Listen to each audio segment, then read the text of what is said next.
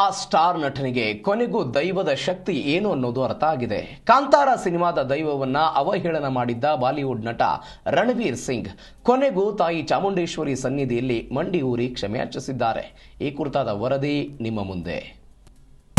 ಗೊತ್ತಿಲ್ಲ ಶಿವನೇ ಭಕ್ತಿದಾರಿಯು, ಗೊತ್ತಿಲ್ಲ ಶಿವನೇ ಭಕ್ತಿದಾರಿಯು.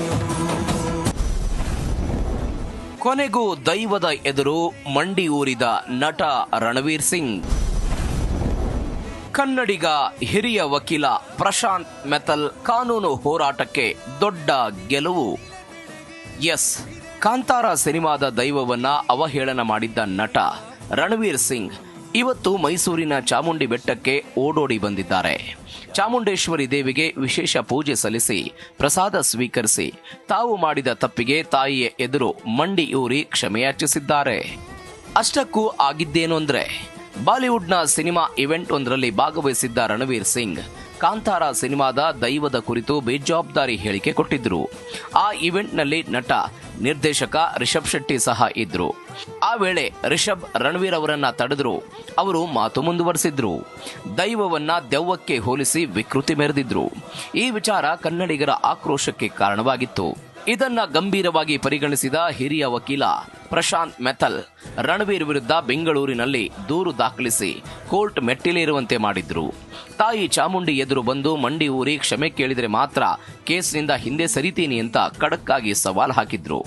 ಈ ಹೋರಾಟಕ್ಕೆ ಈಗ ಜಯ ಸಿಕ್ಕಿದ್ದು ರಣವೀರ್ ಸಿಂಗ್ ಮೈಸೂರಿಗೆ ಬಂದು ಕ್ಷಮೆ ಕೇಳುವ ಮೂಲಕ ಕನ್ನಡಿಗರ ಸ್ವಾಭಿಮಾನದ ಹೋರಾಟಕ್ಕೆ ಮತ್ತೊಂದು ದೊಡ್ಡ ಗೆಲುವು ಸಿಕ್ಕಂತಾಗಿದೆ. ನಟ ರಣವೀರ್ ಸಿಂಗ್ ಹೈಕೋರ್ಟಿನ ಆದೇಶದಂತೆ ಇಂದು ಬೆಳಗ್ಗೆ ಚಾಮುಂಡಿ ಬೆಟ್ಟಕ್ಕೆ ಬಂದು ತಾಯಿ ಚಾಮುಂಡೇಶ್ವರಿ ದರ್ಶನ ಮಾಡಿದ್ದಾರೆ ಹಾಗೂ ಕ್ಷಮೆ ಯಾಚಿಸಿದ್ದಾರೆ. ಅವರಿಗೆ ಅಭಿನಂದನೆಗಳು. ಕ್ಷಮೆ ಇಲ್ಲದ ಧರ್ಮ ಯಾವುದಯ್ಯ, ಕ್ಷಮೆಯೇ ಧರ್ಮದ ಮೂಲವಯ್ಯ. ಐಗಿರಿ ನಂದಿನಿ ನಂದಿತ ಮೇದಿನಿ ವಿಶ್ವ ವಿನೋದಿನಿ ನಂದನುತೆ ಗಿರಿವರ ವಿಂಧ್ಯ ಶಿರೋದಿನಿ ವಾಸಿನಿ ವಿಷ್ಣು ವಿಲಾಸಿನಿ ವಿಷ್ಣುನುತೆ ಭಗವತಿಯೇ ಶಶಿ ಕಂಠ ಕುಟುಂಬಿನಿ ಭೂರಿ ಕುಟುಂಬಿನಿ ಭೂರಿ ಕೃತೆ ಜಯ ಜಯ ಹೇ ಮಹಿಷಾಸುರ ಮರ್ದಿನಿ ರಮ್ಯಕ ವರ್ಧಿನಿ ಶೈಲಸುತೆ. ಜಯ ಜಯ ಹೇ ಮಹಿಷಾಸುರ ಮರ್ದಿನಿ ರಮ್ಯಕ ವರ್ಧಿನಿ ಶೈಲಸುತೆ. ಒಟ್ನಲ್ಲಿ ತುಳುನಾಡಿನ ದೈವಕ್ಕೆ ಅವಮಾನ ಮಾಡಿದ್ದ ಬಾಲಿವುಡ್ ನಟನಿಗೆ ಕೊನೆಗೂ ತನ್ನ ತಪ್ಪಿನ ಅರಿವಾಗಿ ದೇವರ ಮುಂದೆಯೇ ಕ್ಷಮೆ ಕೇಳಿದ್ದಾರೆ. ಮುಂದಾದರೂ ಏನಾದರೂ ಮಾತನಾಡುವಾಗ ಈ ನಟ ಎಚ್ಚರಿಕೆಯಿಂದ ಇದ್ರೆ ಒಳಿತು.